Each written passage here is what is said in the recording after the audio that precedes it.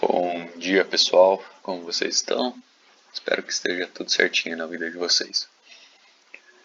Dando seguimento ao nosso curso de cinética avançada, segunda aula, a aula de hoje, a gente vai ver com um pouco mais de profundidade a ideia de leis de velocidade, o que está associado por trás disso, quais são os conceitos, qual é a matemática envolvida, qual o comportamento gráfico que a gente pode descrever para cada uma das diferentes leis de velocidade que são encontradas.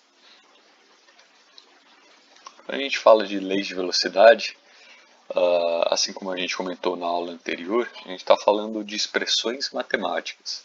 Essas expressões vão relacionar a velocidade de uma dada reação em função de uma série de parâmetros. Quais são esses parâmetros? O parâmetro K, que é o que a gente chama de constante de velocidade, e a concentração das espécies envolvidas. Essas são formulações mais simples das leis de velocidade, sem envolver aspectos de difusão, nem nada do tipo. Ou seja, é importante na determinação, na escrita dessas leis, é a ideia de que a velocidade é, de alguma forma, função das concentrações das espécies envolvidas. Aqui a gente traz um certo exemplo, hidrogênio mais bromo dando 2HBr. A lei de velocidade para essa reação em particular, imagine que você não conhece a lei de velocidade e você esperaria que fosse proporcional à concentração de uma espécie, talvez o produto da concentração de hidrogênio e a concentração de bromo. Agora, quando a gente faz o experimento, que é quem vai determinar de fato qual é a lei de velocidade que a reação segue, a gente chega numa expressão desse tipo. Então, note aqui a velocidade dessa reação em particular, uma reação irreversível. É uma constante de velocidade vezes produto concentração de hidrogênio vezes concentração de bromo elevado a meio, ou seja, depende do raiz quadrada da concentração de bromo. Então, notem que nem toda expressão de velocidade de reação tem fatores aqui inteiros. Algumas expressões têm fatores fracionários que indicam um mecanismo reacional mais complexo, mais complicado, ou seja, que essa reação não acontece numa única etapa, mas provavelmente numa sequência de etapas. Essa ideia de uma reação seguindo um mecanismo complexo, a gente vai abordar na aula posterior, que trata de mecanismos reacionais. Hoje a gente vai tratar de reações com velocidades, leis de velocidade mais simples, que são tratáveis matematicamente e a gente consegue determinar o comportamento gráfico. Quando a gente trata de leis de velocidade também, a gente está tratando de aspectos macroscópicos da química e da cinética química. Ou seja, a gente está trabalhando com o comportamento de uma grande quantidade de átomos ou moléculas. E como essa grande quantidade, a quantidade em mols, por exemplo, varia ao longo do tempo. Isso em oposição ao que seria a cinética microscópica, que vai estudar o mecanismo reacional, como duas moléculas individuais interagem para que a reação aconteça, quais são as energias envolvidas. Isso seriam os aspectos da cinética microscópica. Além disso, no nosso caso, é importante, a gente está trabalhando com equilíbrio térmico, misturas em equilíbrio térmico. Isso é importante porque faz com que a constante de velocidade, que é determinada pela temperatura reacional, ela seja muito bem definida e tenha um único valor para todos os pontos do recipiente onde a reação está acontecendo. Por exemplo, num becker, um becker cheio de um líquido, equilíbrio térmico indica que em qualquer ponto daquele líquido a temperatura é a mesma. Consequentemente, a constante de velocidade será a mesma também em cada ponto daquele recipiente. Trazendo um pouco das contribuições históricas para a determinação das leis de velocidade, a gente chama a atenção dos primeiros autores Wenzel e Thénard. Foi um dos primeiros relatos que apareceu na literatura tratando de velocidade de reações de forma um pouco mais quantitativa e trazendo algumas relações entre velocidade e concentrações. Vez eu não consegui encontrar a foto dele, mas com certeza era uma pessoa que pensava bastante, usava bastante cabeça. E ele utilizou esse maquinário mental para investigar dissolução de metais em ácidos. Então imagina que você tem um pedaço de um prego de ferro, por exemplo, uma barra metálica, você adiciona dentro de uma solução que contém um ácido. Você vai notar aqui a formação de bolhas, que indica a evolução de hidrogênio, e além disso a dissolução daquela barra metálica, se for um metal não nobre. Ou seja, ao longo do tempo, o que você observa é uma corrosão daquela barra metálica. O que Wenzel observou foi que a velocidade dessa corrosão ela aumenta com a concentração do ácido. Ou seja, quanto menor o pH daquela solução, mais rápido acontece a decomposição do metal. Mais rápido você observa visualmente aquele metal sendo degradado e a barra metálica gradativamente perdendo o volume. Na mesma época, e que época é essa? Ao redor de 1850, mais ou menos nessa época temporal, estavam sendo feitas descobertas a respeito de velocidades de reação, descrições nesse sentido. Tanner também investigou a velocidade de decomposição de peróxido de hidrogênio, que era uma molécula que ele mesmo descobriu, ele mesmo foi o inventor. Notem aqui duas reações que têm o mesmo princípio fundamental, são reações de oxirredução, e nesse caso aqui os autores estudaram a velocidade dessas reações. Próxima contribuição de Wilhelm, também seguindo a escala temporal, ele estudou a reação de inversão de sacarose. Então, uma reação relativamente simples. Você tem sacarose, é um disacarídeo, né, uma molécula que contém açúcares. E essa reação ela é uma reação relativamente simples. Você, a princípio, precisa de um catalisador, que vai ser um ácido. Você tem a reação acontecendo com uma temperatura elevada. E essas condições fazem com que você seja capaz de inverter a sacarose, quebrando ela em moléculas individuais. Foi um dos primeiros estudos com ideias quantitativas de cinética. Então ele trouxe a medição da velocidade dessa reação, então a quantificação, né, da quantidade de sacarose ao longo do tempo, e ideias básicas de qual que seria a ordem dessa reação, como ela estaria acontecendo. Agora, quem deu os primeiros passos para uma determinação matemática do comportamento da velocidade de reações foi Gutenberg e Waage, como a gente citou na aula anterior. Eles foram os primeiros a fornecer uma versão rústica da lei da ação das massas, que é aquela lei que indica para a gente que a velocidade de uma certa reação é proporcional à concentração das espécies participantes, dos reagentes, por exemplo, ou dos produtos, se uma reação for reversível.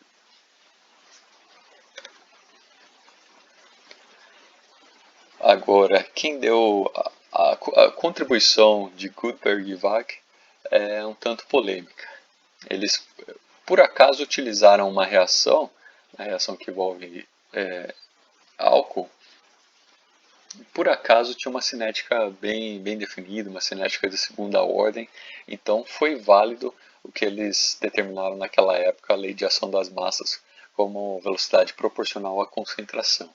Mas, de certa forma, foi sorte, porque a reação que eles estudaram é uma reação relativamente simples. Agora, um estudo muito mais rigoroso, criterioso, foi aquele estabelecido por Harcourt e Esson, que de fato estabeleceram as bases da cinética empírica, até como a gente estuda hoje em dia. Comportamento em termos de equações integradas, comportamento gráfico. Toda essa ideia foi detalhada já por Harcourt e Esson no final do século XIX, para cima de 1850, entre 1850 e o ano 1900. Aqui a gente nota uma coisa muito interessante. Esses estudos foram, na verdade, uma contribuição, uma colaboração entre o químico, que era Harcourt, e Esson, que era um matemático. Então, notem que esse ramo de estudo avançou muito quando a gente teve a contribuição entre duas pessoas de áreas distintas. É uma coisa que depois veio trazer várias contribuições para a ciência moderna também. Quais foram as reações estudadas? Uma delas de peróxido com o ácido iodídrico, e a segunda dela também a reação entre o permanganato e ácido oxálico. Notem, reações de oxirredução, reações bastante propícias para esse tipo de estudo. O que eles estudaram foram a velocidade de cada uma dessas reações e como essa velocidade dependia das concentrações dos participantes. Eles tentativamente indicaram equações de velocidade, né? Velocidade em função das concentrações, e baseado nessas igualdades, eles conseguiram fazer um procedimento de integração para encontrar equações integradas. É uma coisa que a gente vai ver ao longo da aula de hoje. Essas equações integradas para reações de primeira ordem, ou seja, reações que dependem de uma única concentração, e reações de segunda ordem, ou seja, reações que dependem de uma concentração elevada ao quadrado ou do produto da concentração de duas espécies distintas. Então essas são as principais diferenças. Os estudos desses dois autores realmente construíram as bases para a cinética moderna, e principalmente cinética empírica, como a gente conhece hoje. Uma outra coisa interessante de se notar aqui, que grande parte desses estudos teve início, grande desenvolvimento a partir de 1830, 1850. Até esse momento, os químicos estavam muito interessados na descoberta de compostos, então principalmente a descoberta de novos átomos e a descoberta de novas moléculas e determinação de suas propriedades. Só a partir do momento que essa base estava construída que se deu o passo a nova contribuição, que foi a de entendimento das reações, ou seja, por que as reações acontecem da forma como acontecem, por que algumas são irreversíveis, outras reversíveis, e por que as reações acontecem com as velocidades que a gente observa experimentalmente.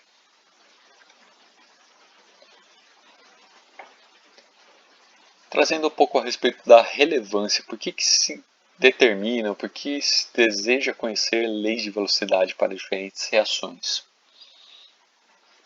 Bom, o primeiro aspecto da relevância é a praticidade, um aspecto pragmático, ou seja, te dá uma característica de previsibilidade a respeito das reações e também de descrição. O que isso significa? Significa que a gente pode descrever para outra pessoa qual a escala de tempo com que uma certa reação vai acontecer. Imagina, no ambiente industrial é muito importante você ter essa informação. A reação de síntese de um fármaco, por exemplo, se for uma reação que demora um ano para acontecer, ela provavelmente não é viável em escala industrial. Então é muito importante você conhecer leis de velocidade, constantes de velocidade, ter uma ideia de qual que é a velocidade com que uma reação vai acontecer para adequar suas rotas reacionais ou sua planta industrial àquelas condições. E eventualmente até escolher quais reações são viáveis, são passíveis de uso no ambiente industrial e quais não são.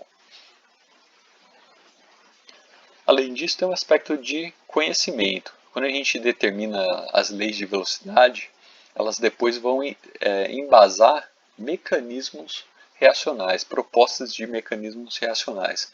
Ou seja, elas servem como uma evidência empírica para justificar hipóteses que a gente faça a respeito de como uma certa reação aconteça. Ou seja, se uma reação acontece seguindo uma série de diferentes passos, a gente espera que essa sequência de passos tenha uma consequência nas leis de velocidade. Por exemplo, se uma reação segue um único passo, a lei de velocidade vai ser uma certa lei de velocidade. Agora, se uma certa reação passa por vários intermediários ao longo do caminho, esses intermediários vão consumir tempo da reação. Consequentemente, eles vão influenciar a lei da velocidade para aquela reação. Então, estudando a lei de velocidade, a gente consegue ter um vislumbre de como uma certa reação acontece, quais são as diferentes etapas pelas quais ela vai passar. Lembrando uma limitação de estudos cinéticos e de estudos científicos como um todo, a ideia de que um estudo cinético ele sempre pode refutar o mecanismo, mas ele nunca pode provar o mecanismo com total confiança. Isso tem muito a ver com assimetria do conhecimento. A gente traz aqui como uma parte para quem é interessado em ciência e tem interesse também na lógica da pesquisa científica. Quem se debruçou sobre essa questão mais epistemológica foi Karl Popper, aí no século anterior, né, 1900, 1950. Tem um livro muito interessante dele que chama A Lógica da Pesquisa da Descoberta Científica. E ele traz nesse livro justamente as limitações do pensamento indutivo. O pensamento indutivo é aquele que você sai de uma parte pequena e faz uma dedução geral. Essa é justamente a ideia de limitação do conhecimento. O que a gente observa experimentalmente é uma fração de todos os comportamentos que são possíveis. A gente tirar uma conclusão baseada nessa fração ínfima, uma dedução geral, sempre vai criar algum desconforto, vai criar uma certa assimetria, ou seja, essa dedução ela cai por terra a partir do momento que você encontra um caso em que aquela dedução não está contemplada. É o que a gente chama na literatura do exemplo do cisne negro. Até décadas de 1800, 1700, se achava que se existiam apenas cisnes brancos. Por quê? Porque as observações até aquele momento eram de que todos os cisnes eram brancos. Até o momento que se deu início às descobertas dos diferentes continentes, em particular na Austrália, se encontrou um cisne negro. Uma única descoberta de um cisne negro já cai por terra toda a ideia de indução de que todos os cisnes são brancos. Então, dessa forma, por isso que a gente comenta que o estudo cinético ele pode refutar um mecanismo, mas nunca pode provar com total confiança que o mecanismo acontece. A gente pode fazer uma hipótese de que esse mecanismo aconteça, mas tendo essa humildade de reconhecer que essa hipótese só tem validade enquanto as premissas forem verdadeiras.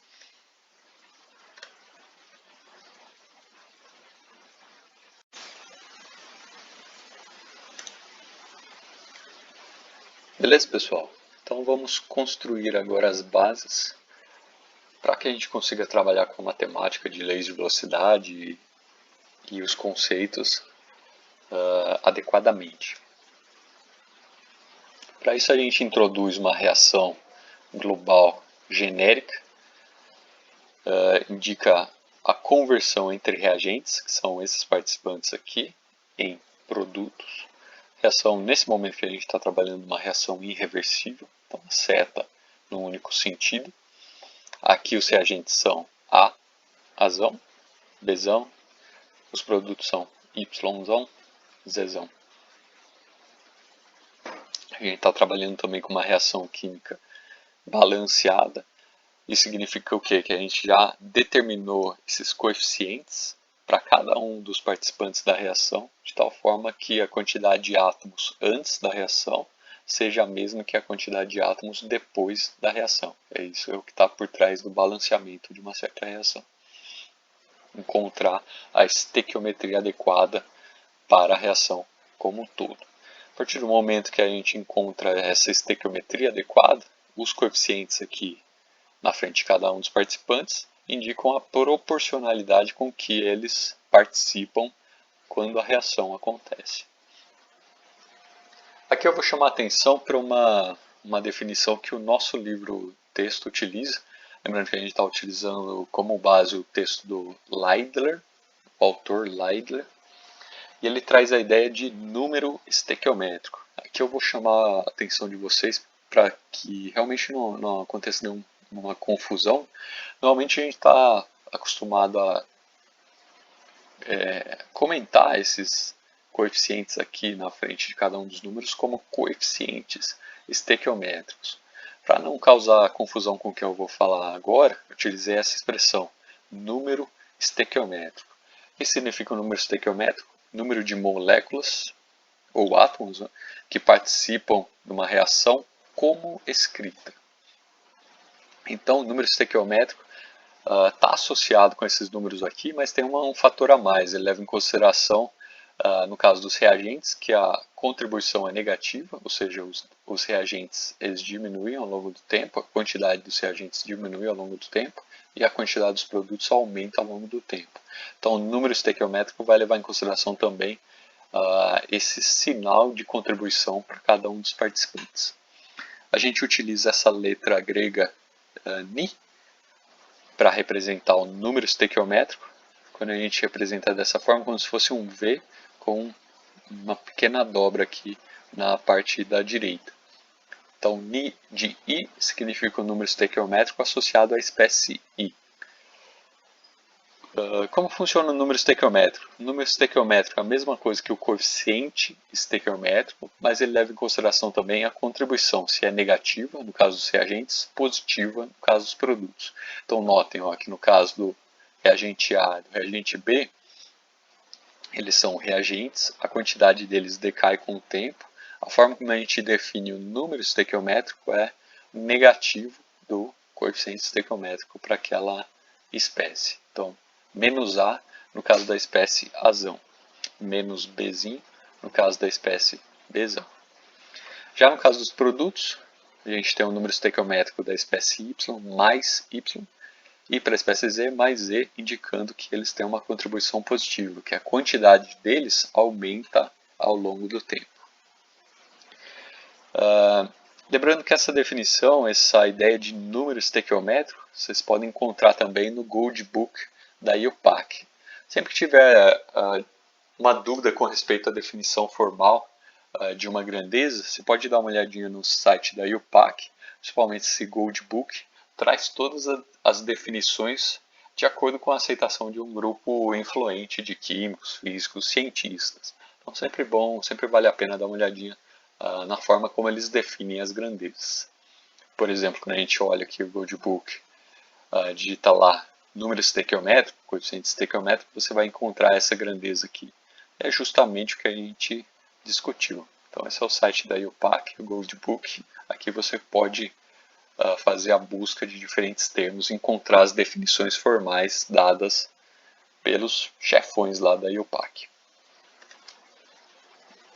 Belezinha? Vamos dar um exemplo do que seja um número estequiométrico para uma reação conhecida. Essa daqui é a reação de formação de amônia a partir de nitrogênio e hidrogênio moleculares. É uma reação que já está com a estequiometria adequada, ou seja, quando a gente conta o número de átomos aqui do lado dos reagentes, é o mesmo número de átomos do lado dos produtos. Lembrando que quando a gente indica um composto participante de uma reação dessa forma aqui, sem nenhum coeficiente na frente, indica que o coeficiente é igual a 1. Sempre que o coeficiente é igual a 1, a gente não representa nada na frente. A mesma coisa aqui, no caso do NH3, cada molécula de NH3 possui um átomo de nitrogênio e 3 átomos de hidrogênio, ou seja, esse subscrito aqui é um multiplicador, multiplica a quantidade de hidrogênios. O fato de você não ter nenhum subscrito aqui no nitrogênio indica que a gente tem um valor de 1, ou seja, um átomo de nitrogênio para cada molécula de amônio. São aspectos básicos, mas que a gente gosta de formalizar para deixar todo mundo no mesmo patamar. Quais são os números estequiométricos aqui? Lembrando que o número estequiométrico é a mesma coisa que o coeficiente estequiométrico, levando em consideração se a contribuição é negativa ou positiva. No caso dos reagentes, a quantidade deles decai com o tempo, então a contribuição é negativa, os valores são os opostos do que a gente observa na reação. Então o número estequiométrico para o nitrogênio é menos 1, para o hidrogênio menos 3 e para a amônia a gente tem um valor de mais 2. Então notem que é só substituir pelos coeficientes aqui, levando em consideração o sinal. Sinal negativo para reagentes, positivo para produtos. Vou até escrever aqui só para negativo para reagentes, positivo para produtos. Além disso, a gente pode definir uma outra grandeza, que é o grau de variação das reações, o quanto uma certa reação se processou.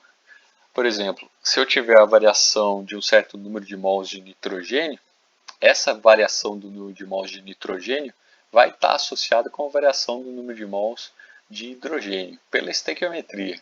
A gente já sabe, sempre que 1 mol, vou até escrever aqui para deixar bem claro, sempre que 1 mol de nitrogênio reage, 3 mols de hidrogênio reagirão também, pela estequiometria de 1 para 3. Ou seja, uma variação na quantidade de número de mols de nitrogênio está associada com uma variação na quantidade de número de mols de hidrogênio. Quem dá a relação entre uma variação e a outra é justamente os coeficientes estequiométricos, os números estequiométricos. Então, aqui a gente representa. E daí você pode elencar na forma de uma regra de 3. Então, se você teve uma variação de ΔN para nitrogênio, ΔN dividido pelo número estequiométrico de nitrogênio tem que ser a mesma coisa que ΔN de hidrogênio dividido pelo número estequiométrico de hidrogênio. Dando exemplos numéricos aqui, nesse caso menos 1, nesse outro caso aqui é menos 3. Já no caso da molécula de amônia, o composto amônia, uma variação do número de mols de amônia está associada com variações dos números de mols de reagentes. Sempre que 1 mol de nitrogênio reagir, 2 mols de NH3 serão formados. Então, a variação da quantidade de NH3 também está associada com as outras variações de acordo com o número estequiométrico. Substituindo os valores, a gente tem ΔN de NH3 dividido por 2. Aqui, talvez vocês já consigam observar a sutileza, qual que é a importância ou qual que é a facilidade de se utilizar o número estequiométrico. O número estequiométrico já incorpora o sinal negativo para reagentes dentro dele. Ou seja, quando a gente faz a comparação desse tipo aqui, entre reagentes e produtos, a gente não precisa colocar um negativo aqui na frente dessa expressão. Por quê? Porque o negativo já está incluso dentro do número estequiométrico do hidrogênio. Então isso facilita a notação, facilita a representação das variações químicas que estão acontecendo aqui.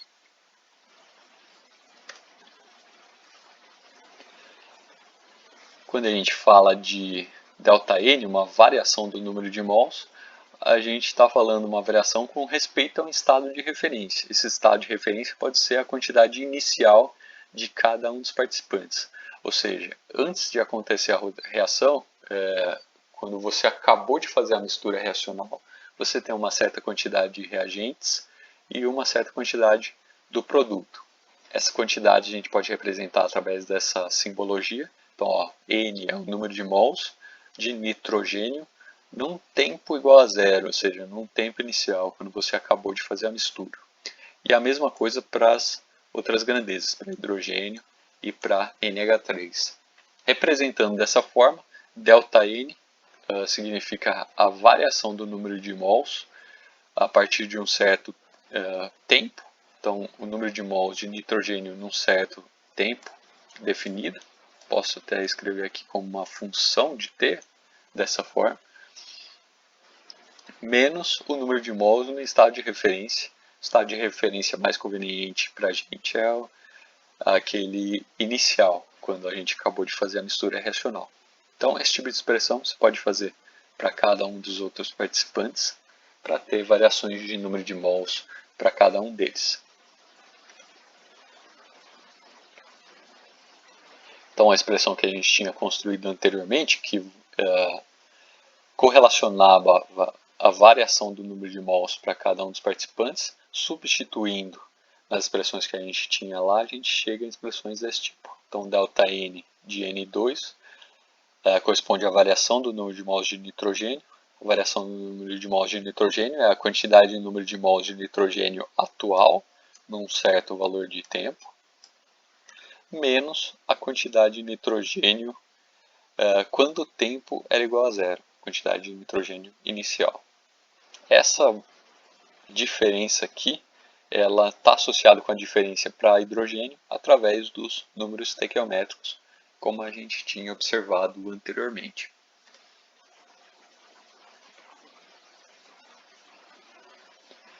Representando para uma reação global, a gente tinha feito o exemplo para uma reação específica, a reação de produção de amônia.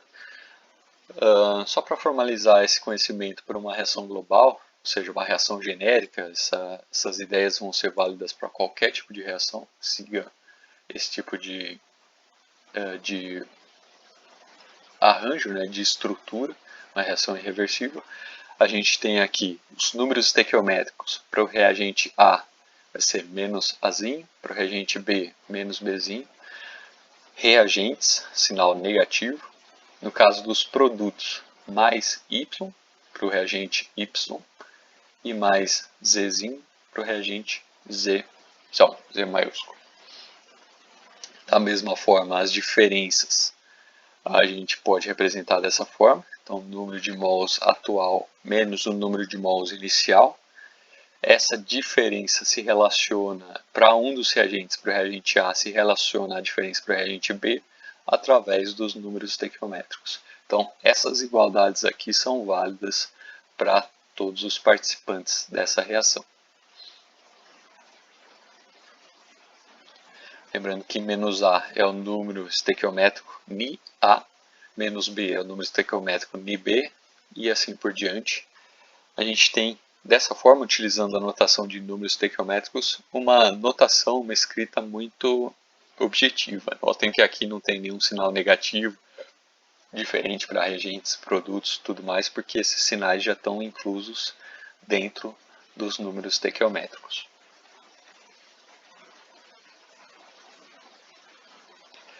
Mais um aspecto de conceito, na descrição de reações, como a gente está falando agora, a gente está tratando principalmente de reações cuja estequiometria é independente do tempo. O que significa uma estequiometria independente do tempo? Significa que a gente tem justamente essa proporcionalidade entre reagentes e produtos. Ou seja, quando 1 mol de hidrogênio reage com 1 mol de bromo, a gente tem a formação de 2 mols de ácido bromídrico. Você pode imaginar, essa estequiometria sempre vai ser válida. E ela sempre vai ser válida quando a reação acontecer completamente. Agora, quando a reação passar por um intermediário, a coisa vai ser pode ser um pouquinho diferente. É o que a gente chama de uma estequiometria dependente do tempo.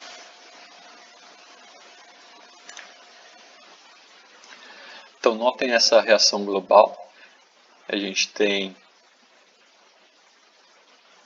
aqui duas moléculas de acetona, formando 2 moléculas de metano, uma de eteno e 2 de monóxido de carbono, CO. Isso daqui é uma reação global, ou seja, ela contempla a estequiometria total dos participantes, tanto dos reagentes quanto dos produtos finais. Agora, essa reação tem uma particularidade, ela não acontece numa única etapa já formando os produtos, ela passa por um intermediário, que é essa espécie aqui, CH2CO. Então, é uma reação global que a gente pode quebrar em etapas elementares. A primeira dessas etapas é a conversão dessa primeira espécie no CH2CO e a molécula de metano. A segunda etapa é a conversão do intermediário, CH2CO, 2 moléculas dele, formando o eteno e o monóxido de carbono. Por que a gente fala que a estequiometria é dependente do tempo nesse caso? Porque quando essa reação acontece, quando o reagente é inicialmente convertido, quando ele é inicialmente consumido, ele não vai formar imediatamente os produtos. Ele vai formar inicialmente o intermediário. E esse intermediário ele pode sobreviver por um intervalo de tempo. Ou seja, se você analisar essa reação conforme ela está acontecendo, você vai ter, por exemplo, 2 mols dessa espécie sendo consumidos, mas você não vai notar, 2 mols dessa espécie sendo consumidos, mas você não vai notar, por exemplo, 1 mol de C2H4 sendo formado. Por quê? Para que C2H4 seja formado, o intermediário tem que sofrer mais uma reação para conversão, para a formação dessa espécie. Por isso que a gente diz nesse caso aqui, estequiometria dependente do tempo.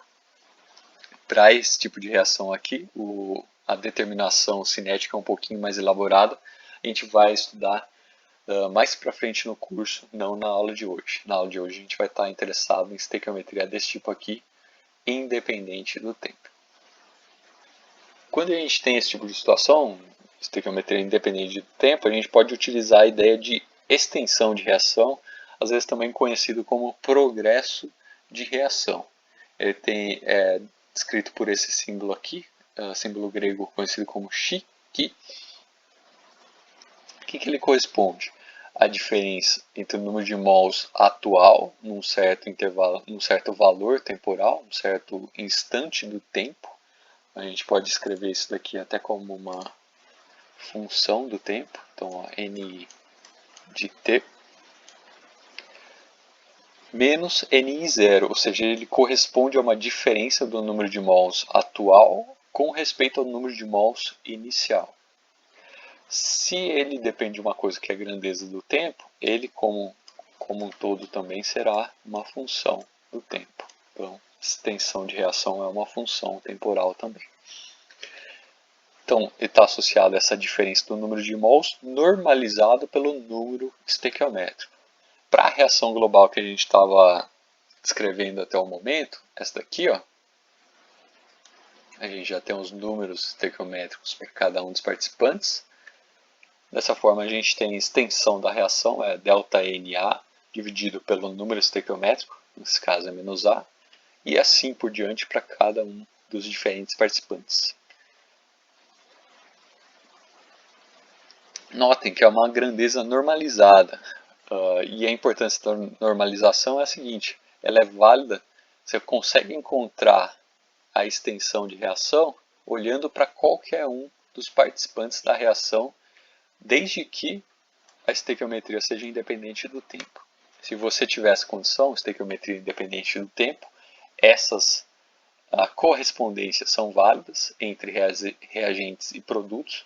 Você pode utilizar qualquer uma delas para determinar a extensão de reação. Vamos falar, por exemplo, que você tem uma facilidade de avaliar a variação do número de mols de um certo reagente B, por exemplo. E, experimentalmente, essa espécie é mais fácil de avaliar ao longo do tempo. Por exemplo, uma espécie fotoativa, cuja concentração diminui ao longo do tempo, você vê a solução mudando de cor ao longo do tempo. Então é uma grandeza, uma variação muito fácil de você acompanhar experimentalmente. A partir do momento que você consegue padronizar isso e ter as variações do número de mols para essa espécie B, você já conhece a extensão de reação, que é válida para a reação como um todo. Então essa beleza e a importância de se definir extensão de reação da forma como a gente define. É uma grandeza que vai ser importante em estudos de cinética e é bastante utilizada também em termodinâmica. Então, tanto para cinética quanto para termodinâmica.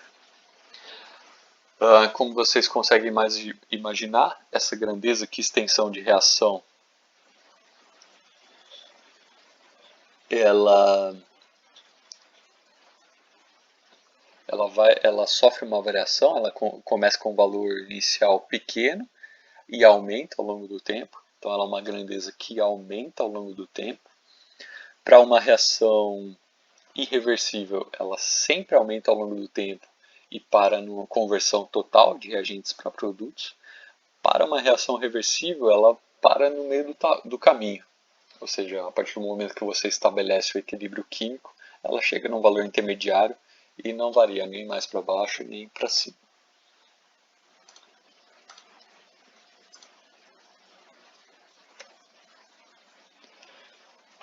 Vamos fazer um cálculo para ilustrar o que seja essa extensão de reação, esse progresso de reação.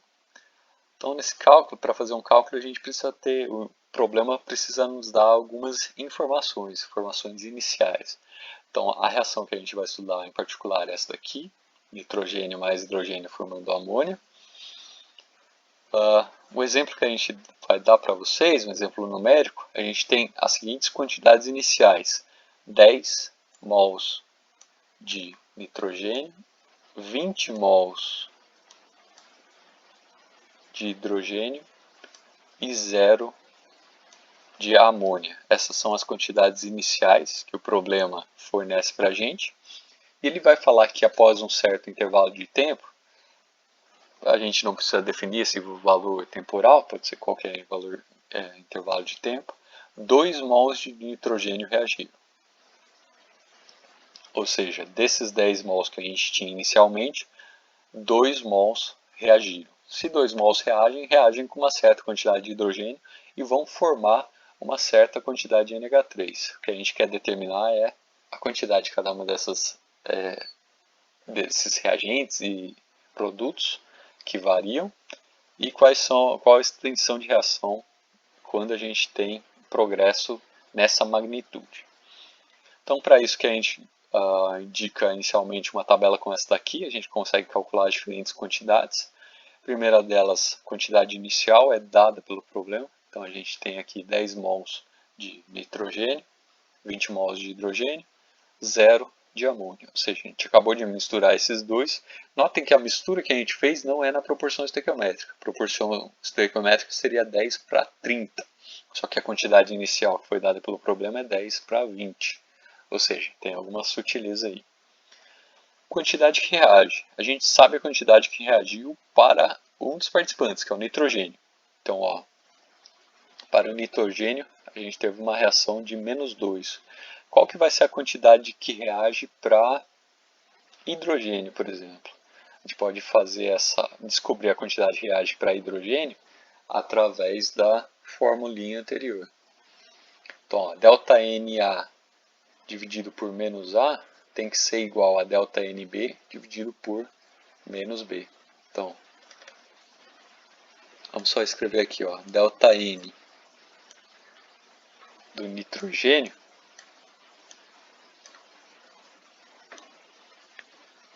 dividido pelo número estequiométrico do nitrogênio. Qual que é o número estequiométrico do nitrogênio? É -1. Tem que ser igual a o ΔN da outra espécie que a gente quer encontrar, hidrogênio,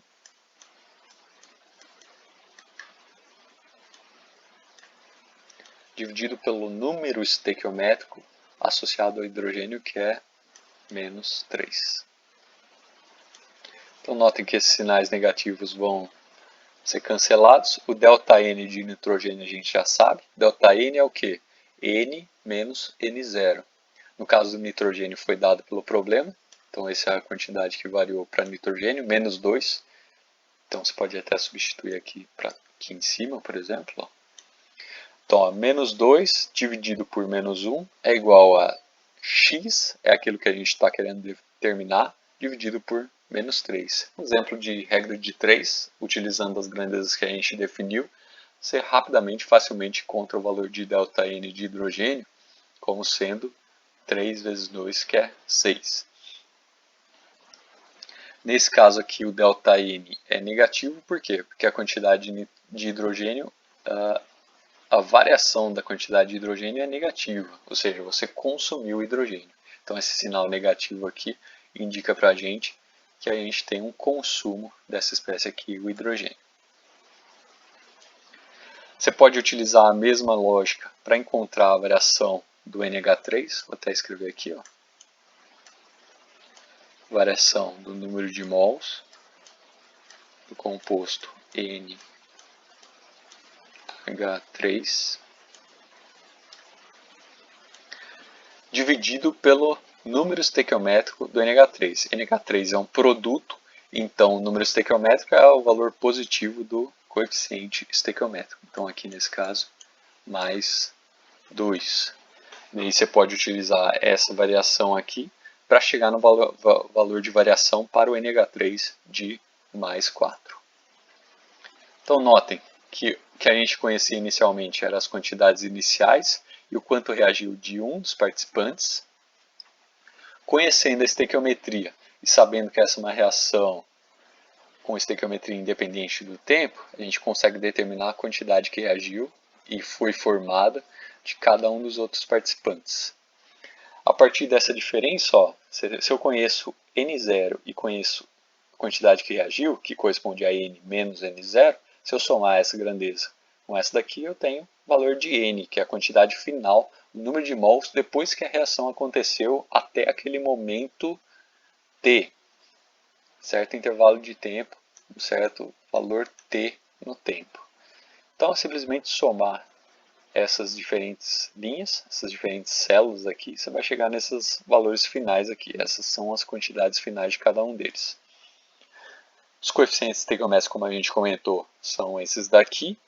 Se a gente quiser calcular a extensão de reação, qual que é a expressão para reação de reação? Delta N, então é o quanto variou, N menos N0, certo? Dividido pelo número estequiométrico. Delta N corresponde a essa linha aqui, ó. Então essa linha aqui é o delta N. Coeficientes estequiométricos estão representados nessa linha aqui. São os diferentes valores de Ni para cada um dos participantes da reação. O que a gente quer calcular, que é a extensão de reação, corresponde à razão, à divisão. Vou trocar a cor aqui entre essa linha e essa linha aqui, as células dessa linha e essa daqui. Então, vou escrever aqui, dividido. Quando você faz essa operação, você vai ter esse resultado final aqui. Olha que interessante, para todos os participantes, o valor de extensão de reação é o mesmo.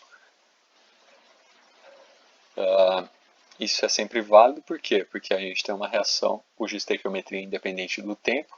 Dessa forma, a descrição da extensão de reação pode ser feita por qualquer um dos participantes da reação.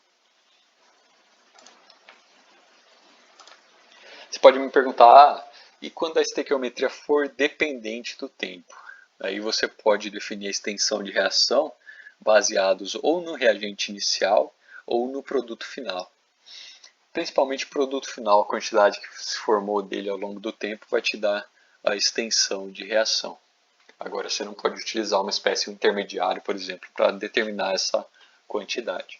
Vai causar problemas nos cálculos. Ou seja, quando você determinar a extensão de reação utilizando essa forma para uma reação cuja estequiometria varia ao longo do tempo, você não vai ter números iguais para cada um dos participantes. Vai ter números diferentes.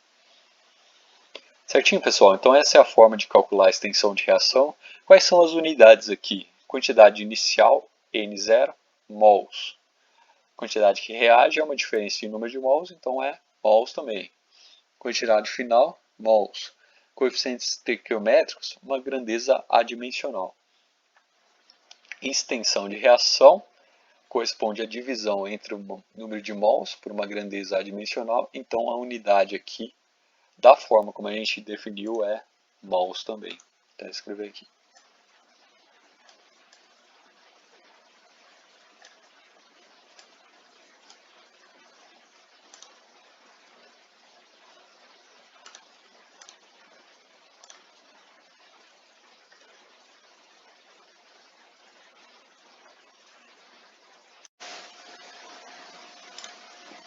Beleza, pessoal? Agora que a gente definiu extensão de reação, ou seja, a gente tem as ferramentas para medir, ter uma ideia do quanto de reação aconteceu num certo valor de tempo, a gente já tem uma ferramenta muito importante para a gente conseguir determinar a velocidade de reação. Velocidade significa o quê? Uma variação ao longo do tempo. A gente acabou de definir instrumentos para medir as variações de quantidades, né, de reagentes e produtos. Agora é simplesmente correlacionar essas variações com a variação em diferentes intervalos de tempo. Para isso a gente vai fazer uma analogia trazendo a ideia de velocidade em cinemática, que talvez seja mais intuitiva e direta para todos. Então, quando a gente fala uma velocidade em cinemática, significa a velocidade de um carro, por exemplo. Velocidade de um carro ao longo do percurso, de um certo percurso. Por exemplo, imagine uma viagem de carro de Campo Grande até Bonito. A gente pode representar aqui x a distância espacial entre Campo Grande e Bonito, e aqui t a posição temporal aonde o carro estará numa dada posição espacial. Ou seja, por exemplo, quando o carro está no meio do caminho, se passou um certo intervalo de tempo que corresponde à diferença entre o valor atual de tempo e o tempo inicial, o momento em que a viagem teve início. Notem num gráfico desse tipo aqui, a curva tem diferentes inclinações. Algumas vezes ela é mais lenta e algumas vezes ela é mais rápida. Nessa região aqui, em que a curva é mais lenta, o que vocês diriam a respeito da velocidade do carro? Velocidade alta ou uma velocidade baixa, comparativamente? É uma velocidade baixa. Por quê? Porque você teve um pequeno deslocamento no espaço num grande intervalo de tempo. Ou seja, você se movimentou pouco num longo intervalo de tempo. Já nessa região aqui, a gente tem uma variação maior no espaço, ou seja, o carro se movimentou mais, andou mais, no intervalo de tempo menor comparado com o anterior. Ou seja, nesse tipo de situação aqui, a gente tem uma velocidade do carro maior. Ou seja, as inclinações, uma curva como esta aqui, indicam para a gente a velocidade do carro.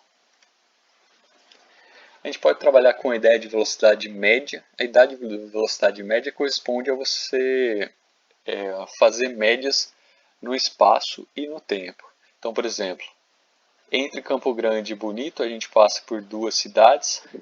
Na primeira cidade, essa primeira cidade que você passou, o valor de tempo era esse daqui, vamos supor, T0. Na segunda cidade que você passou, o valor de tempo era esse daqui, T1. Essa diferença aqui corresponde ao delta T1 associado a esse percurso. Nesse intervalo de tempo, você percorreu esse intervalo de distância. Então, a velocidade média corresponde à razão entre esse intervalo de distância por esse intervalo de tempo. Agora, o que a gente vai fazer é pensar nas situações limite, conforme a gente aproxima cada vez mais as distâncias. Notem o que vai acontecer aqui com as inclinações, com as curvas. Aqui, pegando uma velocidade no intervalo espacial menor, e aqui no intervalo espacial menor ainda. O que acontece no limite em que esses pontos aqui são praticamente idênticos um ao outro? Nesse limite a gente se aproxima cada vez mais da velocidade instantânea do carro, a velocidade num certo valor de tempo. Então notem, aqui a gente vai tirar uma velocidade média. Agora essa velocidade média é diferente da velocidade que um radar vai pegar no carro, por exemplo. Então, a velocidade que um radar vai medir é como se fosse a velocidade instantânea naquele valor de tempo muito preciso. A velocidade instantânea, portanto, corresponde a um procedimento de limite quando o intervalo de tempo tende a zero, ou seja, justamente isso daqui que a gente está fazendo. Esse ΔT ele está tendendo cada vez mais a um número insignificante. Conforme esse ΔT tende a valor insignificante, a velocidade tende à velocidade instantânea. Em cálculo, em matemática, a gente costuma representar isso através dessas grandezas diferenciais. Então, corresponde a um dx por dt, ou seja, diferencial no espaço com respeito ao diferencial no tempo, derivada de x com respeito a t. Então, essa é a notação que a gente utiliza para representar velocidades instantâneas. Vai ser bastante útil no curso também, porque todas as velocidades que a gente tem interesse em química são velocidades instantâneas. A velocidade instantânea, então, corresponde a essa situação limite em que o ΔT é minúsculo, é infinitesimal, é um infinitésimo de t, como a gente diz, um dt. Associado a esse infinitésimo de t, a gente tem um infinitésimo de x, uma variação de x muito pequena, a diferença entre essas duas grandezas dá para a gente a velocidade instantânea. E tem uma interpretação gráfica da velocidade instantânea, que é essa daqui, ela corresponde justamente à inclinação naquele ponto, a reta tangente naquele ponto. Então, ó, a velocidade nesse ponto aqui corresponde à reta tangente que passa através desse ponto na curva. A velocidade nesse ponto aqui em particular, vamos ver se a gente consegue fazer sem muito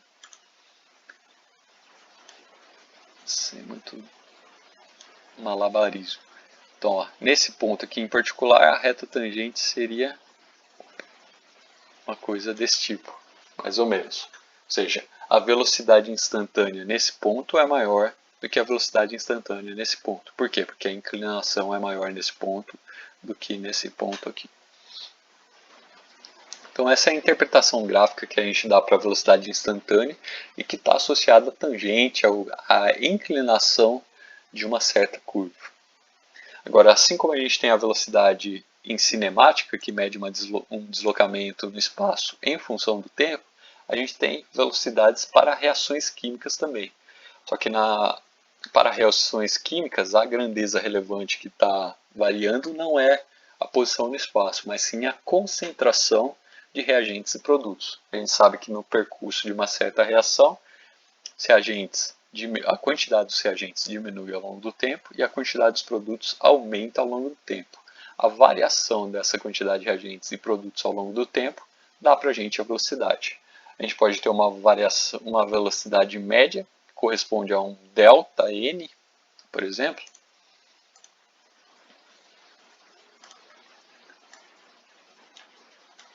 Uma variação do número de mols, por exemplo, pode ser uma forma de avaliar a velocidade. Variação do número de mols em função do ΔT. Isso daqui vai dar para a gente uma velocidade média. Então notem que a gente está utilizando o delta. Delta é uma variação mais grosseira, uma variação mais macroscópica, não é uma variação infinitesimal. Quando a gente tem variação infinitesimal, a gente utiliza esse símbolo aqui D, para indicar que a gente está trabalhando com grandezas derivadas, grandezas infinitesimais.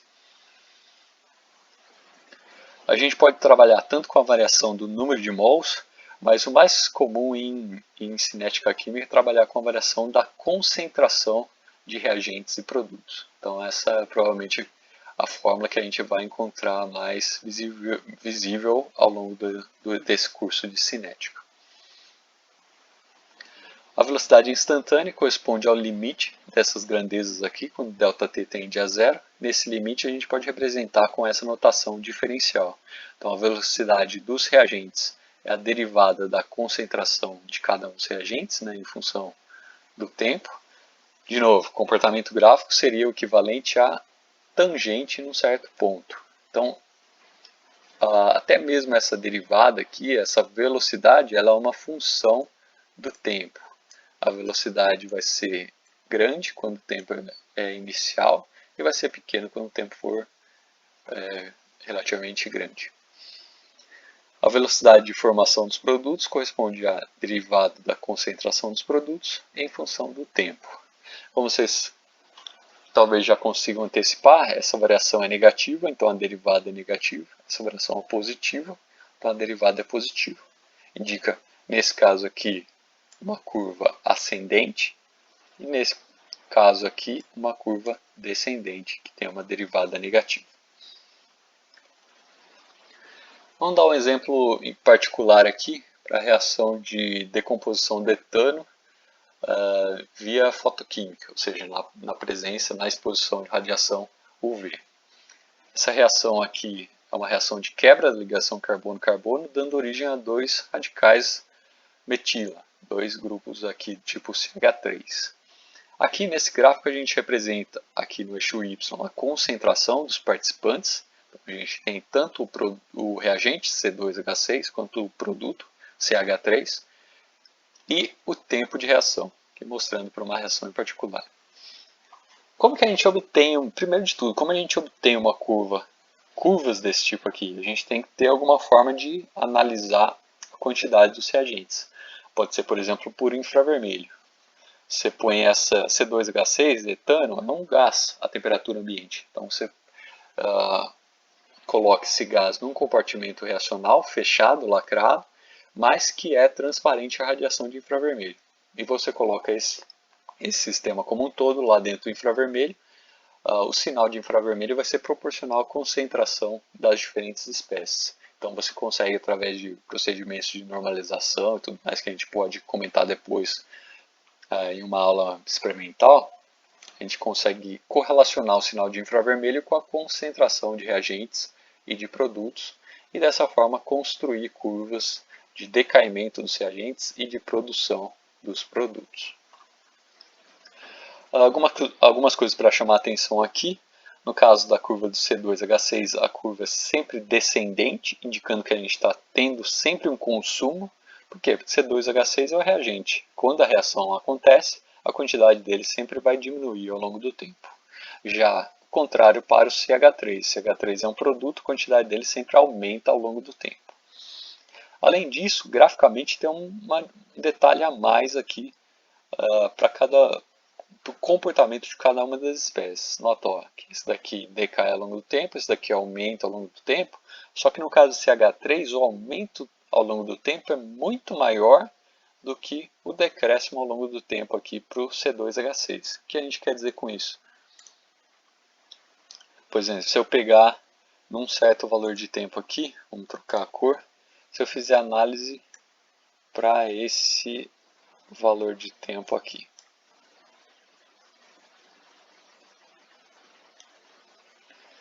O ΔN de C2H6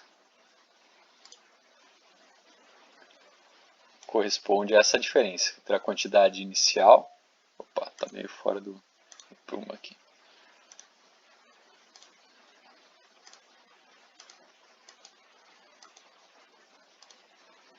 A quantidade inicial de C2H6 é essa. A quantidade nesse intervalo de tempo corresponde a essa quantidade aqui. Ou seja, essa quantidade aqui foi o quanto variou em termos de concentração de C2H6. Agora vamos pegar o quanto variou da quantidade para CH3. A quantidade que variou para CH3 é a quantidade no mesmo valor de tempo, então ó, esse ponto aqui, comparada com a quantidade inicial, que era zero. Então a quantidade inicial é essa daqui. Então quanto variou para CH3 é mais ou menos esse tamanho aqui.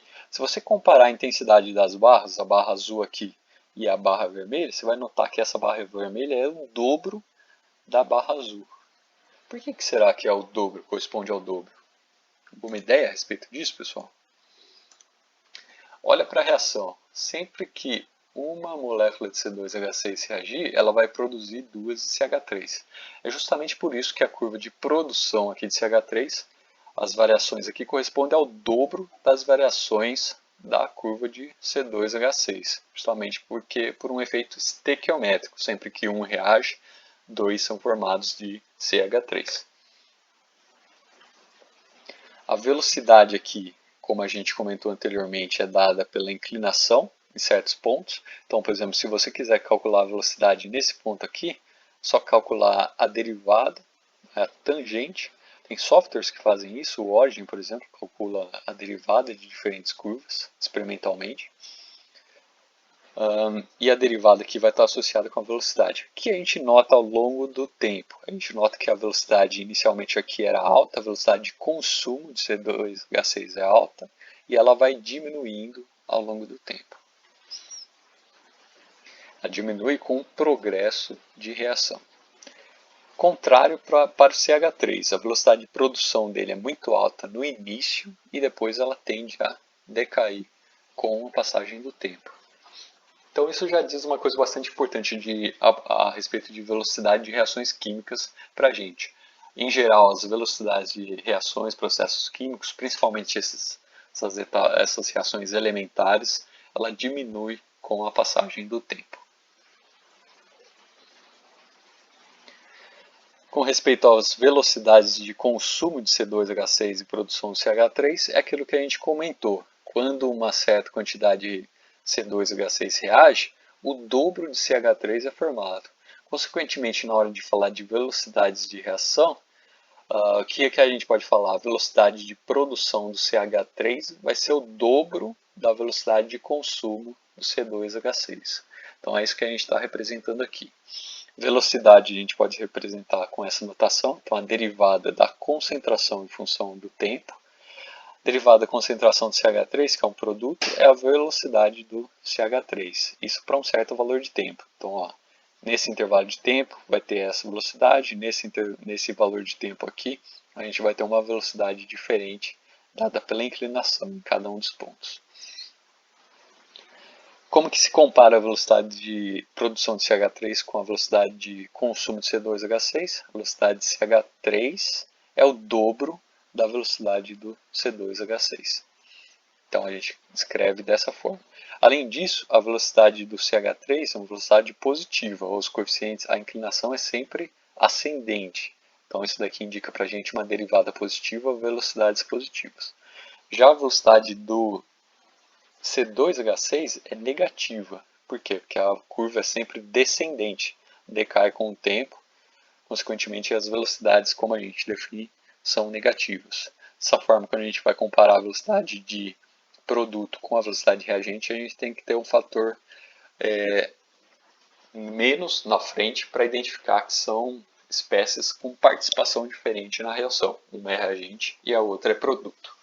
Dessa forma a gente pode escrever desse jeitinho aqui. Você poderia também passar esse menos 2 aqui para esse lado. Ou de outra forma, passar o 2 aqui para baixo. Você fica só com a derivada, o negativo da derivada aqui. Se você tiver essa notação, você vai ver que CH3 dividido por mais 2 é quem? É o número estequiométrico do CH3. E aqui no caso você vai ter C2H6 dividido por menos 1, que é o número estequiométrico associado com o C2H6. Ou seja, a mesma notação que a gente utilizou anteriormente para descrever progresso de reação, a gente consegue utilizar aqui para descrever velocidades de reações. Então vamos utilizar essa notação, lembrando que o progresso de reação é dado pela diferença do número de mols com relação ao estado de referência, pode ser a quantidade de mols inicial. Então a NI num certo intervalo de tempo, num certo valor de tempo. Eu não costumo escrever aqui, mas sempre para deixar claro, isso daqui é uma função do tempo. O número de mols é uma função do tempo, está gradativamente diminuindo para reagentes e aumentando para produtos. Então, se você tem essa relação para o progresso de reação entre o número de mols e você faz a derivada dessa grandeza, derivar essa grandeza é derivar a expressão que corresponde a ela. Então, derivar essa expressão aqui significa o quê? Você encontrar a derivada do x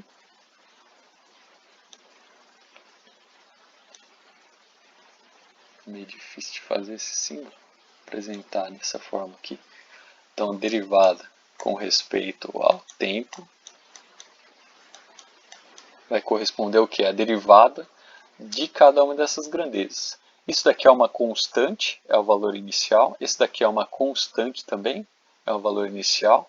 Então, quando você derivar esse primeiro elemento, está derivando a subtração entre uma variável e uma constante. Derivada de constante é nula, então sai do jogo. A única coisa que você vai ter é a derivada dessa grandeza temporal. Então, a derivada do número de mols dividido por dt.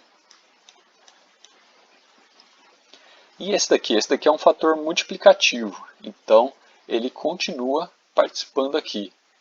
Quando a gente faz a derivada dessa grandeza aqui, ele continua participando como uma multiplicação da derivada. Então, por isso que a gente coloca ele do lado aqui de fora, multiplicando. É dessa forma que a gente chega na expressão que a gente indicou aqui. Uma questão de notação, quando a gente representa com um traço aqui, um ponto aqui em cima de uma certa grandeza, a gente está indicando a derivada temporal, justamente essa derivada aqui, dqui dt. Então, a derivada do progresso de reação em função do tempo. Então, corresponde a essa grandeza aqui em particular. A velocidade de reação, Ó, então nota que isso daqui já dá uma ideia de velocidade do processo químico, certo? Porque ó, você já tem a variação do número de mols em função do tempo, a velocidade de variação do número de mols você já consegue utilizar como uma forma de avaliar a velocidade de reação. Só que, como a gente comentou, em química, em vez de utilizar número de mols, a gente utiliza a concentração. Então, para isso é importante a gente dividir pelo volume reacional. Esse volume pode ser tanto o volume da solução, se a reação estiver acontecendo em meio líquido, ou pode ser o volume de um gás, por exemplo, se a gente tiver o compartimento gasoso, o volume de um compartimento gasoso, se a gente estiver trabalhando com a reação em fase gasosa. Então, a reação desse tipo a gente escreve dessa forma: velocidade igual 1 dividido por Vzão, Vzão é o volume do compartimento reacional, vezes produto derivada do progresso da reação em função do tempo. Em notação simplificada, você tem progresso de reação, um pontinho em cima, indicando a derivada temporal dele, dividido pelo volume reacional. Isso daqui corresponde à velocidade de reação. Então, a partir do momento, a gente definiu formalmente e de forma matemática como que a gente correlaciona progresso de reação com velocidade de reação. Vamos dar um exemplo para uma reação genérica, inicialmente, para a gente identificar claramente o que são cada um desses participantes aqui das expressões como a gente tinha indicado. Então, ó, velocidade de reação é igual a 1 dividido pelo volume. Então, ó, 1 dividido pelo volume já está aqui, vezes derivada do progresso de reação, dt. Derivada do progresso de reação, dt, corresponde a essa expressão aqui. Então, você pode substituir essa expressão no lugar dessa região aqui. Vou até escrever com uma caneta de outra cor. Então, você pode substituir essa expressão aqui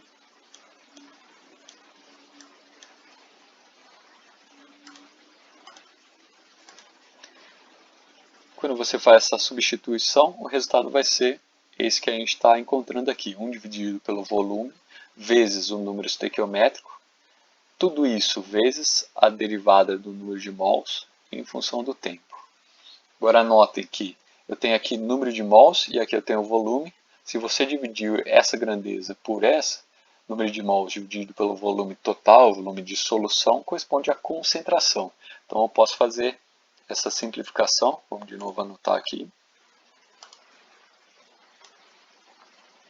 Ó, se eu pegar essa grandeza aqui, a divisão entre o número de mols e o volume, dá para a gente a concentração, que está representada através dessa expressão aqui, concentração de uma certa espécie I. Então, ó, velocidade de reação é igual a 1 dividido pelo número estequiométrico vezes a derivada da concentração daquela espécie I em função do tempo. Então, notem que essa velocidade que a gente está escrevendo aqui é uma velocidade em função do tempo. Quando o tempo for curto, a velocidade é elevada. Quando o tempo for longo, a velocidade é pequena. Para a reação em particular, a reação global genérica que a gente estava estudando, a gente tem essa expressão em particular. Se a gente quiser encontrar a expressão para a velocidade da reação global genérica, é só substituir com os valores adequados aqui. A gente vai utilizar essa expressão e substituir de acordo com os participantes que a gente tem. Então, a velocidade para essa reação aqui, se a gente for definir a velocidade em termos do reagente azão, o que a gente tem? 1 dividido pelo número estequiométrico.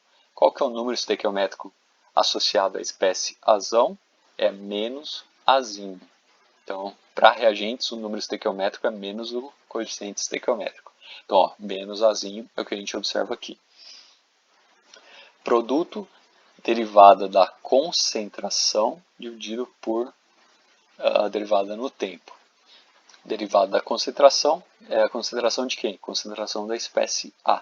Então, a derivada da concentração da espécie A no tempo. Quando a gente tem essa expressão aqui, essa expressão pode ser utilizada para dar a nossa velocidade.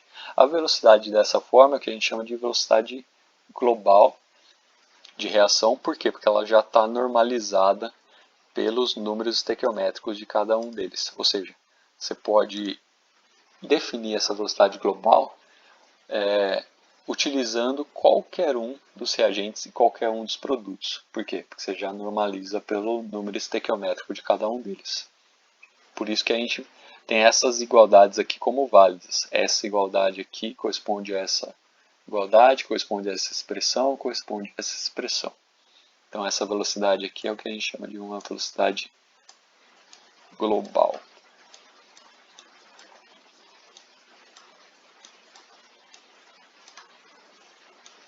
Velocidade global de reação. Você poderia falar de velocidades individuais para cada um dos reagentes e produtos. A velocidade individual corresponderia a essa derivada aqui em particular, sem levar em consideração o número estequiométrico. Então essas expressões aqui vão identificar a velocidade global, isso é o primeiro de tudo, né? E além disso vai dar relação com que as velocidades de diferentes reagentes e produtos se relacionam entre si. Então, ó, a velocidade de consumo de A é um reagente, está associada à velocidade de consumo de B através dos coeficientes estequiométricos, desses números estequiométricos aqui. Sempre levando em consideração também o sinal, ou seja, números estequiométricos é a grandeza que a gente está trabalhando. Entre reagentes e produtos, a relação também é dada pelos números estequiométricos, levando em consideração que aqui para os reagentes a gente tem uma grandeza negativa, para os produtos uma grandeza positiva. Então dessa forma a gente consegue correlacionar a velocidade entre reagentes e produtos. Que é de certa forma que a gente estava interessado aqui quando a gente constrói essa expressão aqui, baseada simplesmente em intuição. Se vocês notarem, ela pode ser derivada dessa reação aqui quando a gente faz esse tipo de análise. Então fica como exercício para vocês fazer essa substituição que a gente fez aqui para uma reação como essa daqui que a gente está descrevendo. É o que a gente comentou aqui, encontra essa relação. No caso, a relação vai ser 1 para 2, com um sinal negativo na frente, porque a velocidade de produção do CH3 é o dobro da velocidade de consumo do C2H6. Esse daqui é uma velocidade negativa, essa daqui é uma velocidade positiva. Para comparar uma com a outra, a gente coloca um sinal de menos na frente. Essa é a lógica por trás da determinação de expressões desse tipo. Uma coisa importante de descrever é qual é a unidade que a gente utiliza para descrever velocidade de reações. Para isso é simplesmente fazer uma análise reacional, uma análise dimensional da expressão que a gente já utilizou anteriormente. Se a velocidade é dada por expressões desse tipo aqui, que a gente tem 1 dividido pelo coeficiente, o número estequiométrico, que é esse daqui, né? Então 1 dividido pelo número estequiométrico. O número estequiométrico é uma grandeza adimensional. Vezes a derivada da concentração. Concentração é o que? Mol por litro, dividido por um intervalo de tempo. O intervalo de tempo aqui então vai ser segundo. Então quando a gente faz essa análise dimensional, a unidade que a gente chega é mol por litro vezes segundo. Então velocidade de reações é dada através dessas unidades aqui. Ou seja, se eu quiser falar num valor específico de velocidade de reação, pode ser 10 mol por litro segundo, 15 mol por litro segundo, 10 a menos 6 mol por litro segundo. São esse o tipo de valores que a gente vai encontrar na análise dessas situações.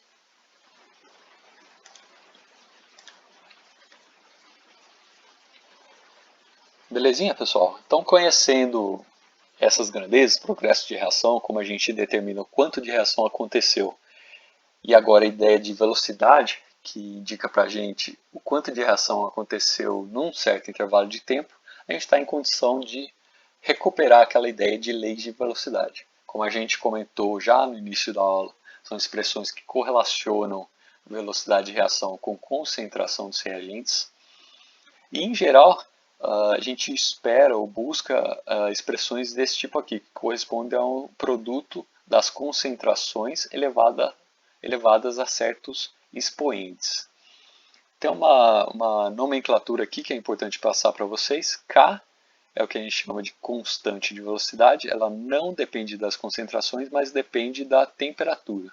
Então, em geral, quando a gente está trabalhando com sistemas em equilíbrio térmico, numa temperatura bem definida, a constante de velocidade ela não varia.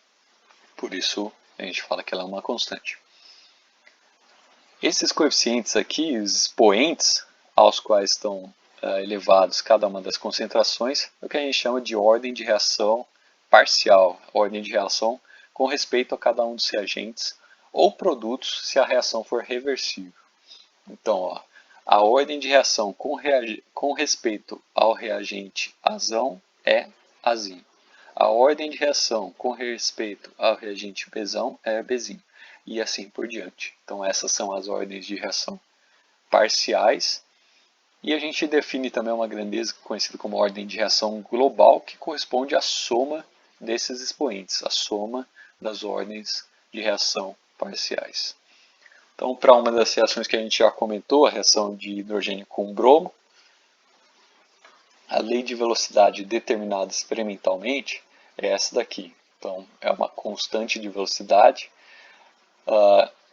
vezes o produto da concentração de hidrogênio, vezes a concentração de bromo elevado a meio, ou seja, a raiz quadrada da concentração de bromo. Se eu tivesse que analisar quais são as ordens de reação associadas a essa lei de velocidade, a ordem de reação com respeito ao hidrogênio é 1, porque o expoente aqui é 1.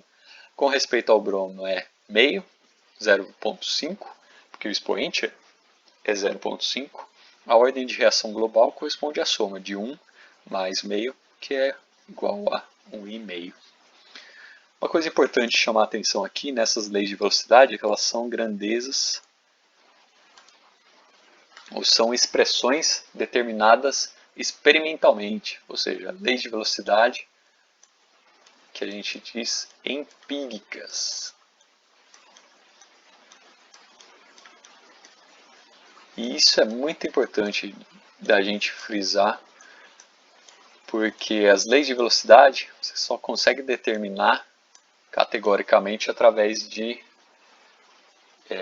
experimentos. Você tem que fazer experimentos em que você varia a concentração de uma espécie ou concentração de outra espécie.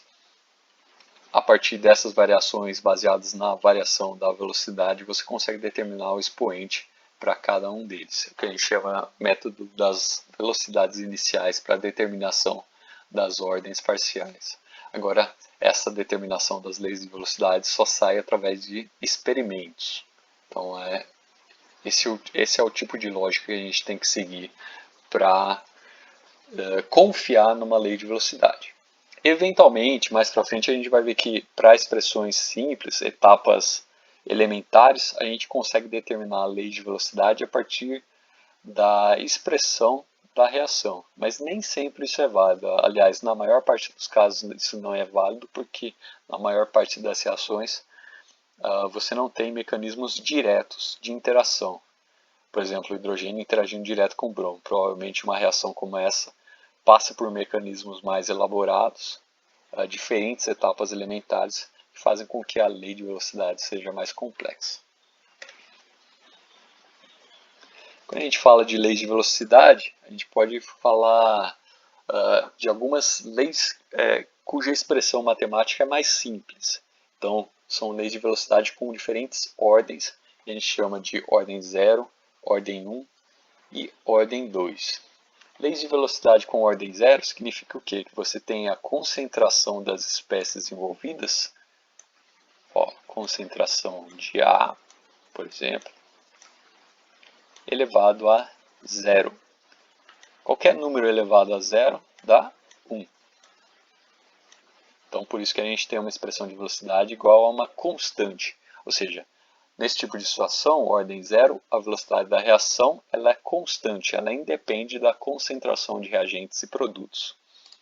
Exemplo de reação que segue essa lei de velocidade é uma reação que está limitada pela presença de um catalisador, por exemplo.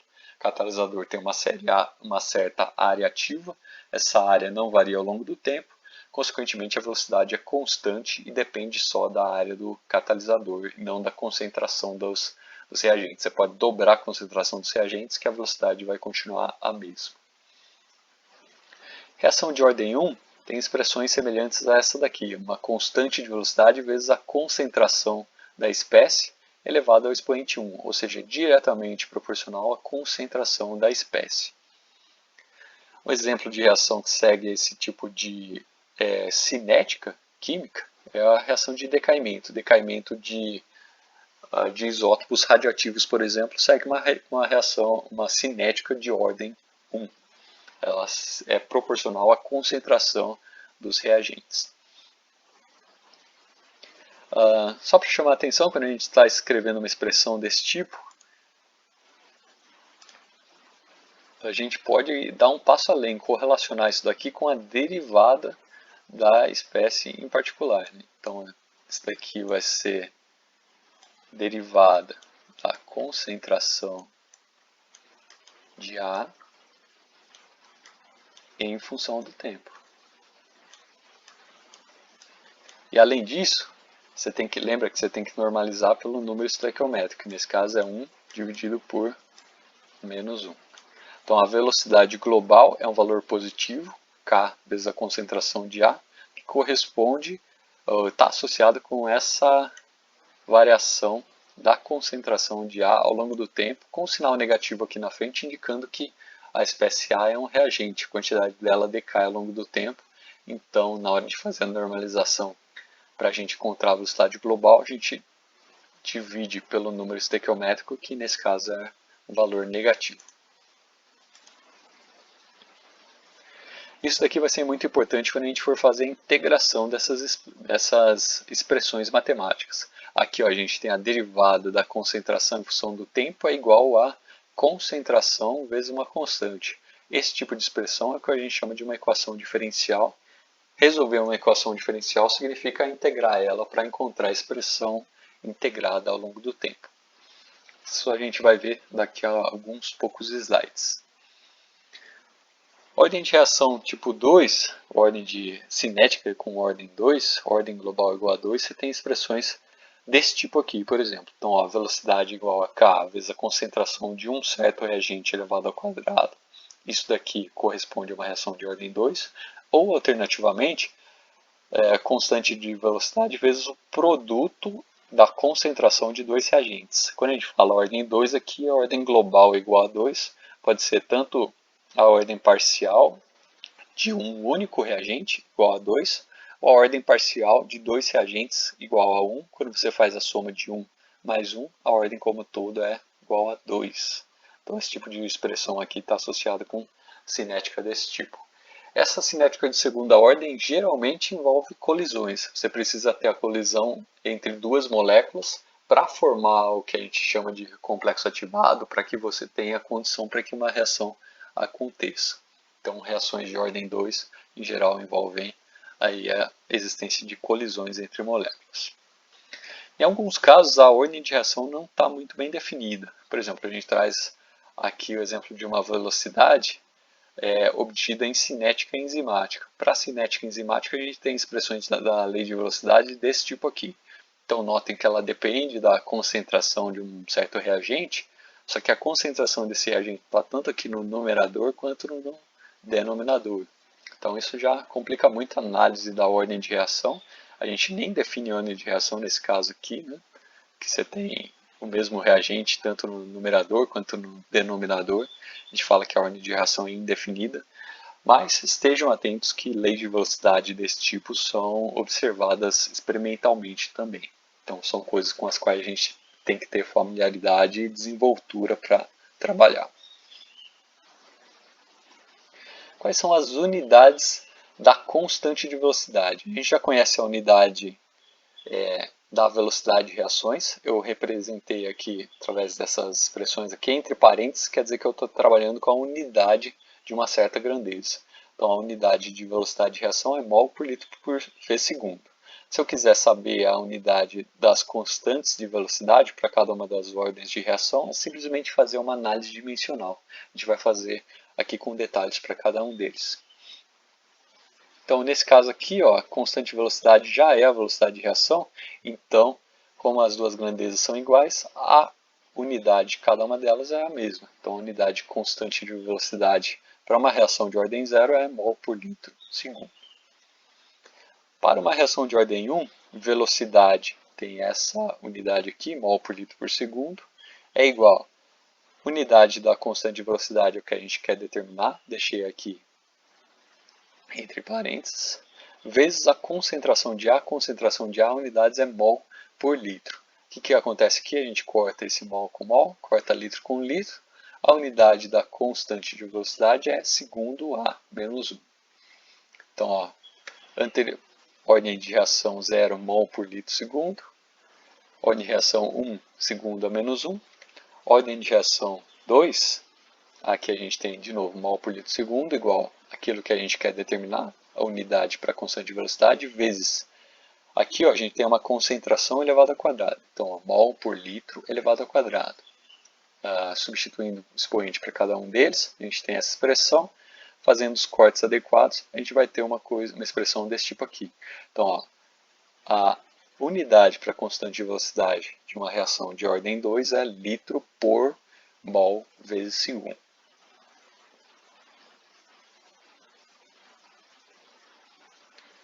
Então, ordem de reação 0, mol por litro segundo. Ordem de reação 1, segundo a menos 1. Ordem de reação 2, litro mol por segundo. O que acontece se eu tiver um valor fracionário aqui, 1,5? Não tem problema, a tua unidade vai representar, vai ser característica desse valor fracionário aqui. Você tem que levar em consideração simplesmente fazer esse processo aqui, que é chamado de análise dimensional, para encontrar qual vai ser a unidade adequada. Então notem que a unidade da constante de velocidade, ela é função da expressão da lei de velocidade. Então, ela depende de como a lei de velocidade é a função da concentração das diferentes espécies. Por isso é difícil você comparar constantes de velocidade. Por exemplo, como que você vai comparar uma constante de velocidade para uma reação de ordem 1, que tem unidades segundo a menos 1, com uma constante de velocidade para a ordem 2, que tem unidades litros por mol por segundo. Então essa comparação é muito difícil. A comparação que é mais válida é entre reações com a mesma ordem de reação. Então esse é o aspecto importante. Além disso, conhecer as unidades indica um conhecimento a mais, um esforço a mais que você fez no entendimento de cinética. Então, por exemplo, quando um certo exercício, um certo problema que pode eventualmente até cair num concurso, para demonstrar que você realmente sabe a respeito de cinética química, eles podem te falar que a constante de velocidade tinha um certo valor do tipo 30 litros por mol por segundo. Quando ele representa a constante de velocidade com essa unidade, ele não precisa falar para você, por exemplo, qual que é a ordem de reação, porque a ordem de reação 2 é aquela que determina essa unidade final aqui para a constante de velocidade. Então notem que ela já traz uma informação oculta a respeito da expressão da lei de velocidade. Se você está afiado nisso daqui, já está por dentro de um conhecimento mais específico e mais minucioso de cinética química. Como a gente tinha comentado, pessoal, a gente consegue escrever essas equações, que são equações que a gente diz equações diferenciais. Aqui eu substituí concentração de A por esse Azinho, só para simplificar um pouco a notação, não ficar muito poluído o slide. E aqui a gente vai mostrar como que é feito esse processo de resolução, de integração das leis de velocidade. Então, lei de velocidade inicial é essa que a gente tem aqui. Então, a derivada da concentração de A em função do tempo é menos K vezes a concentração de A elevado a zero, por uma ordem de reação zero, né? Ou seja, isso daqui é igual a 1, dA dt igual a menos K. Você pode passar o dt para o outro lado multiplicando, você vai ter expressões desse tipo aqui.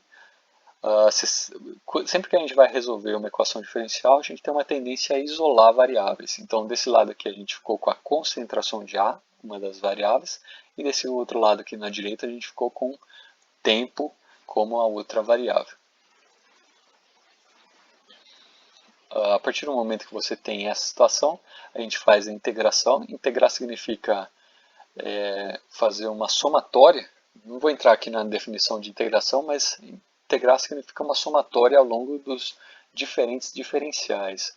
Aqui, dA para uma curva como um todo. Então, em termos de simbologia, a gente coloca essa hash aqui na frente dele e essa outra hash aqui na frente da outra variável. A gente faz a integração que a gente diz definida. Então, a integração definida é entre um limite inferior e um limite superior.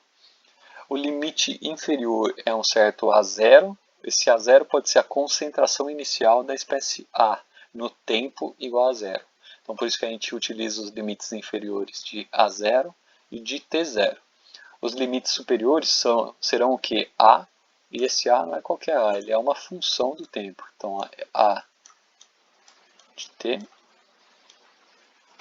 E sempre que a gente representa esse A aqui, a gente está falando de uma grandeza temporal, uma grandeza que varia ao longo do tempo, um A de T, certo? Então ele é um A de T encontrado num certo valor T de tempo. Então essa é a forma como a gente escreve a integral. A gente coloca um asterisco aqui só para diferenciar, é uma questão mais de minuciosidade, né, matemática, só para diferenciar essa variável aqui dessa outra aqui que a gente está utilizando na integração, né? É mais um formalismo, não é uma coisa que você precisa se preocupar tanto assim. A integral de dA é justamente A, e a integral de dt é justamente t. Então, você tem esse resultado aqui nas integrais, e aqui do lado significa que você vai substituir esses valores aqui. Então, ó, você tem o valor de A, você vai fazer essa substituição, o valor inicial menos o valor final. E a mesma coisa aqui, menos K vezes o valor inicial menos o valor final. Então, ó, A menos A0, e aqui menos K vezes T, e daí nessa expressão do T você substitui, por isso que está entre parênteses aqui, T menos T0. A condição inicial aqui, A igual a zero, quando T igual a zero, quando você faz a substituição, faz esse A0 para o outro lado, você vai ter uma expressão desse tipo aqui, ó, T igual a zero, é o nosso T0, então você pode substituir o T0 por zero, você vai chegar numa expressão como essa daqui. Essa daqui é a expressão, a lei de velocidade integrada. Ela te dá a concentração da espécie em função do tempo. Aqui o importante é você saber ler matematicamente essas leis de velocidade, ou seja, olhar para a lei de velocidade e entender o que está associado com aquela lei de velocidade, ou qual que vai ser o comportamento gráfico dela. Aqui, ó, você nota que essa daqui é uma equação de uma reta. A igual a zero, ou seja, A de t ela começa. Vamos tentar fazer um gráfico só para dar uma ideia do que está associado. Então, ó, se aqui a gente tem t e aqui a gente tem A de t, esse daqui é uma função do tempo, o ponto inicial, t igual a zero, é A0. Então, esse daqui é o ponto inicial, A0, menos k vezes t, ou seja, um decaimento linear ao longo do tempo. Então, a gente vai ter uma coisa desse tipo. Isso daqui é uma linha reta. A inclinação dessa linha aqui dá para a gente o valor da constante de velocidade. Então, essa é a forma de interpretar o comportamento gráfico para uma certa expressão matemática. Notem aqui, ó, dA dt é menos k vezes a elevado a zero. Isso daqui é a mesma coisa que 1. Então, ó, dA dt igual a menos k, isso indica para a gente que a velocidade de reação é constante e negativa. Por isso que a gente tem aqui uma curva decrescente linear, uma linha reta. Então, a velocidade aqui é sempre constante e não depende do tempo. Por quê? Porque a inclinação é a mesma para qualquer valor de tempo que a gente pegar aqui. Belezinha, pessoal? Então, esse é o comportamento experimental esperado para uma reação de ordem zero. E a partir daqui você já começa a ter uma ideia de como determinar a ordem de uma certa reação. Para determinar a ordem de reação, você vai fazer um certo experimento. esse experimento, você vai fazer um gráfico que avalia a concentração de um reagente, por exemplo, ao longo do tempo, e vai observar como que a concentração do reagente vai variar ao longo do tempo. Se o decaimento da concentração for linear, ou seja, obedecer uma curva reta, você pode falar que a reação é de ordem zero e vai seguir uma expressão desse tipo aqui, a ordem integrada, e vai seguir uma expressão desse tipo aqui, que é a expressão diferencial da lei de velocidade. Para a lei de velocidade de ordem 1, aqui a gente tem uma expressão um pouquinho diferente. De novo, a mesma notação que a gente utilizou anteriormente. Isso daqui são todas variáveis no tempo, então funções do tempo. Aqui a gente tem, para a lei de velocidade de ordem 1, dA dt igual a menos k vezes a concentração de A. Então, ordem 1, concentração de A elevado a 1. De novo, para resolver esse tipo de problema, a gente isola variáveis. Então, o A vem aqui pelo lado de baixo, dA sobre A é igual a menos K dt. Encontrar a integral significa colocar as hastes aqui, encontrar a expressão cuja derivada vai dar 1 sobre A. Essa integral é o ln, corresponde ao ln. Então, ln de A aplicado entre A0 e A vai ser igual a menos kt aplicado entre T0 e T. Quando a gente faz essa aplicação aqui, a gente vai ter o ln de A, é o primeiro argumento aqui, o valor limite superior, menos ln de A0, que é o limite inferior. Isso daqui é igual a menos k, limite superior, menos limite inferior. Então, simplificando essas expressões, com a condição de T0 igual a zero, a gente tem essa expressão aqui como um todo, ln de A sobre A0. Isso daqui é uma propriedade de logaritmo. Sempre que você tem a subtração entre dois logaritmos, você pode colocar todo o argumento aqui dentro de um único logaritmo e fazer a razão entre eles, no caso da subtração. Então, ln dessa expressão aqui como um todo igual a menos kt. Você pode fazer a exponencial de cada um dos lados para chegar nessa expressão aqui, a expressão final. Como que a gente interpreta graficamente uma expressão desse tipo? A de t é igual a zero vezes a exponencial de menos kt. Exponencial de menos kt indica um exponencial que decai, um valor que decai ao longo do tempo. E esse decaimento é um decaimento exponencial. E decai a partir de um valor inicial igual a zero. Então, quando a gente tem uma expressão desse tipo aqui, comportamento gráfico é um decaimento exponencial ao longo do tempo, a partir de um certo valor a zero de concentração.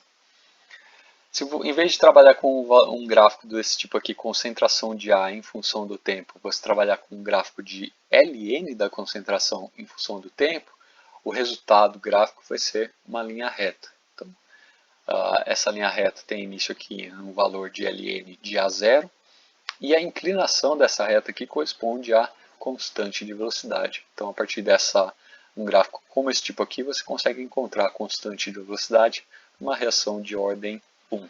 Então, de novo, através do comportamento gráfico, a gente consegue ter uma ideia de qual que é o comportamento reacional, qual que é a ordem de reação associada com uma certa reação em particular. Última lei de velocidade, ordem 2. Aqui a gente tem dA dt menos k a elevado ao quadrado. De novo, a gente isola variáveis, faz a integração com os limites inferior e superior adequado. A integral de 1 sobre a ao quadrado corresponde a menos 1 sobre a. E você vai fazer a substituição pelos limites superiores e inferiores e vai chegar numa expressão como essa daqui. 1 sobre a é igual a 1 sobre a0 mais kt. Você pode inverter a ordem aqui para chegar numa expressão como essa daqui. Então, a concentração ela tem um tempo aqui no denominador, ou seja, conforme passa o tempo, aumenta o valor de t, diminui o valor de a. Então, isso daqui corresponde a um decaimento também, só que não é um decaimento tão rápido quanto o decaimento exponencial. É um decaimento, como a gente diz, amortecido. Na hora que você faz um gráfico dessa expressão, vai chegar um comportamento gráfico desse tipo. Notem que é um decaimento, ele lembra o decaimento exponencial, principalmente a tempos curtos, só que com a passagem do tempo ele fica mais lento, ou seja, não decai tão rapidamente. Isso porque você pode interpretar em termos de mecanismo reacional. Essas ordens de reação 2 geralmente envolvem a colisão entre moléculas. A colisão depende do encontro entre as duas moléculas. Se a concentração dos reagentes está diminuindo, vai diminuir também a frequência de colisão, correspondentemente diminui a velocidade da reação como um todo. Além disso, que pode ser feito também é um gráfico de 1 sobre a concentração de A em função de tempo. Quando você faz um gráfico desse tipo, o comportamento é ascendente. Não se enganem por aqui, a gente tem as grandezas invertidas. Então, nesse caso, para a grandeza invertida, o comportamento é ascendente, mas esse comportamento ascendente indica que a concentração de A está diminuindo ao longo do tempo. Então, não tem nenhuma contradição aqui. E quando você faz um gráfico desse tipo, a extrapolação aqui para o tempo igual a zero vai te dar 1 dividido pela concentração inicial, e a inclinação dessa reta aqui como um todo dá a constante de velocidade para uma reação de ordem 2. Certo, pessoal? Então, acho que esse conteúdo como um todo, a gente tem bastante teoria já envolvida aqui, bastante parte numérica. Recomendo que vocês façam todas essas etapas detalhadamente, escrevendo, para que realmente fique fixo toda a matemática que a gente utilizou até agora, né? Tenho certeza que isso vai ajudar bastante na fixação. Nas próximas aulas a gente vai trazer alguns exemplos práticos de como utilizar essas leis de velocidade e como determinar ordem de reação a partir de comportamento gráfico. Como a gente discutiu aqui, a gente já pode ter uma ideia de um passo a passo para descobrir a ordem de reação global, por exemplo. Imagina que a gente tem esses comportamentos gráficos, o que a gente faz é o seguinte, faz um gráfico da concentração de um reagente em função do tempo e vê qual que vai ser o gráfico. Se o gráfico der um comportamento linear, você sabe que a reação é de ordem zero. Se o comportamento não foi linear, você passa para o próximo comportamento gráfico. Você vai fazer um gráfico de concentração de A em função do tempo, provavelmente vai ter uma coisa desse tipo, e daí o que você vai fazer é aplicar um logarítmico nas concentrações de A. Então, e daí depois de aplicar o logaritmo, o que você vai fazer? Você vai correlacionar esse logaritmo em função do tempo, utilizando um gráfico como esse tipo, como esse demonstrado aqui. Se o comportamento for linear, a gente tem uma cinética de ordem 1. Se um gráfico desse tipo aqui não resultar numa linha reta, a gente passa para o próximo comportamento gráfico. Que gráfico que a gente vai fazer? 1 sobre A em função do tempo. Você vai fazer um gráfico desse tipo aqui, vai acompanhar a evolução dele. Se der uma evolução ascendente, obedecendo um comportamento linear, você sabe que a ordem de reação, nesse caso aqui, é uma ordem de reação tipo 2. Então, nas próximas aulas, a gente vai trazer um pouco a respeito de ordens de reação parciais, está associada com diferentes mecanismos de reação, mecanismos mais elaborados que envolvem várias etapas elementares. E a gente vai comentar também como determinar a ordem de reação parcial, ou seja, quando a gente fala de uma reação como essa daqui, por exemplo, como que a gente chega no valor de expoente 1 para hidrogênio e no valor de expoente meio para o bromo. Então, essas são cenas do próximo capítulo. A gente se vê em breve. Se cuidem. Até mais.